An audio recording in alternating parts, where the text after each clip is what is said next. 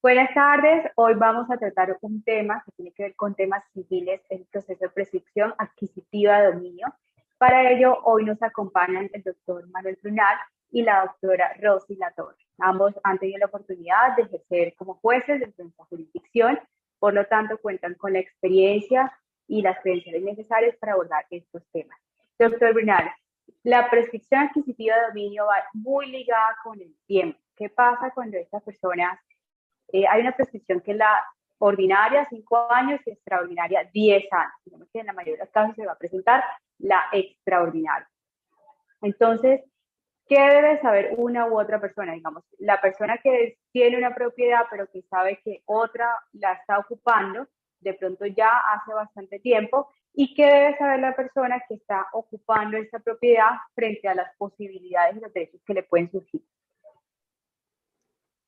Bueno, quien ocupa la propiedad que no es de él, porque si es de él, pues no habrá prescripción, sino una propiedad ajena que tiene que tener unos requisitos mínimos, y es que esa posesión tiene que ser espontánea, sin violencia, como señor y dueño, es decir, como si él fuera el dueño propiamente de esa propiedad, y cumplir el término que la ley requiere, ¿no? Para los efectos de que se dé el cumplimiento del término de 10 años si es extraordinaria y 5 años si es ordinaria. Y se puede prescribir todas las cosas corporales y muebles, también las muebles y muebles corporales. No importa pues si se trata de un bien inmueble o se trata de un inmueble, por ejemplo una finca, o un mueble como puede ser un tractor o un carro, ¿sí? Que también pues están sometidos a la prescripción. Si la persona cumple los requisitos de tiempo, y además de haber tenido esa tenencia que se convierte en dominio por la prescripción en forma pacífica y con el criterio de que él actúa como dueño de esa propiedad, porque si él reconoce a otra persona, pues ya deja de ser un poseedor para prescribir y convertirse en un tenedor. Y en su calidad de tenedor no podría adquirir por prescripción, porque él está allí a nombre de una tercera persona. Doctora Roxy, en línea con lo que nos ha dicho el doctor Manuel Brunal, esta posesión claramente tiene que ser pública, ininterrumpida, y tiene que la persona que está en ella estar actuando como si fuera señor y dueño. Pero yo quisiera que usted nos comente sobre la forma de buena fe o de mala fe. ¿Cómo influye que yo tenga esa actitud de dueño frente a un predio, pero sea de buena fe, o tenga esa actitud de dueño frente a un predio, pero tal vez conociendo que le puede pertenecer a otro y que dicho propietario nunca más volvió a mostrar interés por su predio, pero lo conozco y de pronto no es tan clara esta situación de poseer bajo la buena fe? ¿Qué diferencia hay, o definitivamente el paso del tiempo es el que le puede dar el derecho a las personas? Alexandra, y buenas tardes. Para atenderle esta pregunta, es necesario diferenciar cuando estamos hablando de prescripción extraordinaria adquisitiva de dominio o la prescripción ordinaria. En términos generales, en la prescripción extraordinaria no hablamos como tal de buena fe, sino que, como lo había manifestado el doctor Brunal, hablamos de una posesión pública, pacífica e ininterrumpida, en la que la persona que posee el bien ejerce actos como señor y dueño. ¿Qué quiere decir esto? Paga los servicios públicos, paga los impuestos, defiende la propiedad de terceros que quieran perturbarla, dañarla o afectarla, y puntualmente tiene que desconocer por completo a esa persona que aparece como titular de dominio.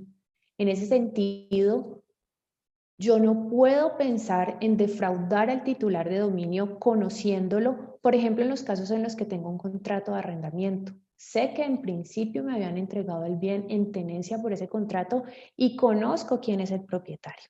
Aquí entonces podemos encontrar estas diferencias cuando hablamos de buena fe o de mala fe. Y en esta prescripción ordinaria, aquí sí puntualmente tenemos que hablar de esta posesión regular, que tiene que ser de buena fe y que mi posesión deriva de un justo título, que puede ser un contrato de compraventa que al final no llegó a materializarse porque faltó la transmisión de dominio, pero que conseguimos con los actos de prescripción adquisitiva. Ok, doctor Manuel, para que las personas que nos estén viendo puedan aterrizar esto al día a día, por favor, denos ejemplos de qué es cuando ambos se refieren a poseedor, a hacer actuaciones de señor y dueño, o sea, unos ejemplos en qué se traduce. Hablemos de alguien que está en posesión de un bien rural, puede ser, por ejemplo, una finca. ¿Qué tiene que hacer este poseedor para decir, ok, yo aquí estoy ejerciendo de señor y dueño, para que las personas se puedan de pronto identificar o entender en el ejemplo que nos va a poner? Bueno, hay que repetir lo que ya se dijo en el sentido de que él actúa como dueño, ¿sí? Es decir, que él no reconoce a ningún tercero como dueño de esa propiedad y actúa como tal, haciendo las mejoras necesarias en el predio, haciendo los arreglos, digamos, de cerca, si es necesario, adecuarlo, cuidarlo, responder por los impuestos que haya para que pagar ese predio, es decir, actuando como si él fuera el propietario de ese predio. Y además, él no reconoce dueño, porque si reconoce dueño, pues lógicamente ya no se encuentra en el estado de prescribir, porque está reconociendo a un tercero. Y tenemos que poner el ejemplo del arrendamiento. Él está poseyendo un bien inmueble, digamos un apartamento, pero no lo está poseyendo como dueño, con el ánimo de quedarse con él, sino para usarlo mediante una tenencia y el reconocimiento de que hay una tercera persona a quien le reconoce como dueño y además le paga un arrendamiento. Incluso puede no pagar el arrendamiento, porque puede ser una cesión, un comodato, por ejemplo, ¿sí? De que, para llevarlo a un extremo, un comodato que se presta el uso de ese bien gratuitamente, pero de todas maneras se reconoce un dueño que es el que da la cuestión en comodato. La diferencia esencial es que en la prescripción, o sea, en la posesión con ánimo de señor y dueño, yo no reconozco a nadie, yo actúo como si fuera el dueño y como tal me considero y defiendo esa propiedad como tal. Esa es la diferencia. Si yo reconozco otro dueño, ya no estoy en el estado de prescribir. Doctora Roxy, hay un ejemplo que nos ha pasado, es muy común a las personas que trabajamos en estos temas, de pronto se lo ha podido ver desde su postura como jueza y ahora como asesora, y es cuando un bien está en una sucesión, es decir, fallece de pronto el padre o la madre y tal vez uno de los hijos se encuentra habitando hablemos de una casa, pero porque de pronto vivía con el papá o la mamá y cuidaba de ellos. Al faltar ellos, continúa esta situación de vivir dentro de esta casa y el paso del tiempo va haciendo que ellos tengan la posibilidad de iniciar entonces un proceso para reclamar la propiedad. ¿Cómo funciona esto? ¿Y qué sugerencias dan a las personas que se encuentran en esta situación? Que sabemos que son varias, es decir, es un caso bastante frecuente. Fallece el padre o la madre y uno de los hermanos que de pronto vivía en la casa materna se queda en ella y digamos que el paso del tiempo tiene algún derecho, cómo lo puede ejercer, los otros hermanos, cómo pueden reclamar entonces el derecho que también tienen como legítimos herederos.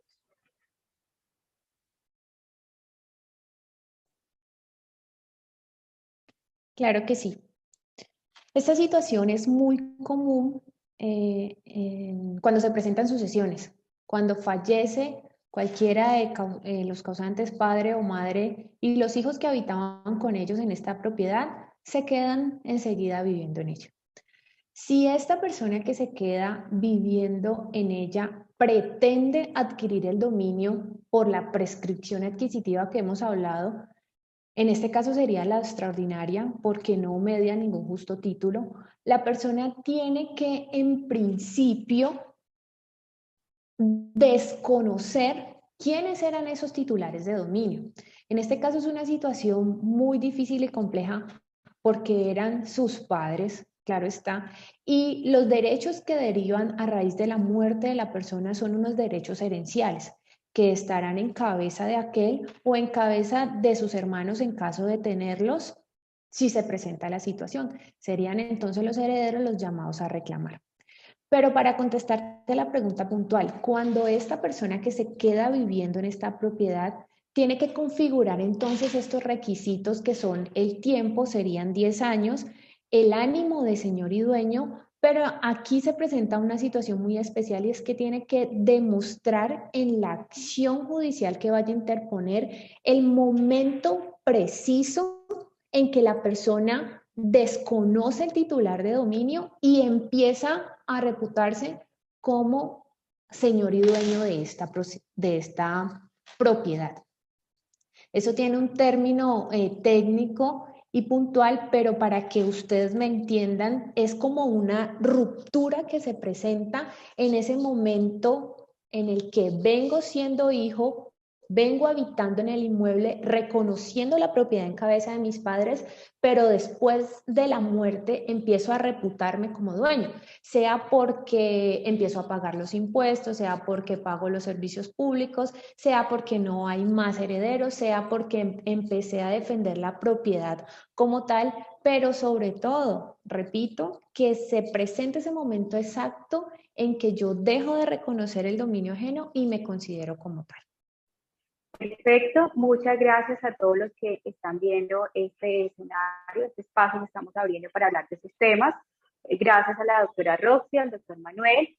Si usted tiene algún caso referente a los temas que estamos tratando, son temas civiles, realmente son todas las disputas que pueden existir en torno a los bienes, se presenta en familias, pero también se presenta incluso a nivel empresarial, de estos predios que a veces tienen las empresas, y empiezan a ser ocupados.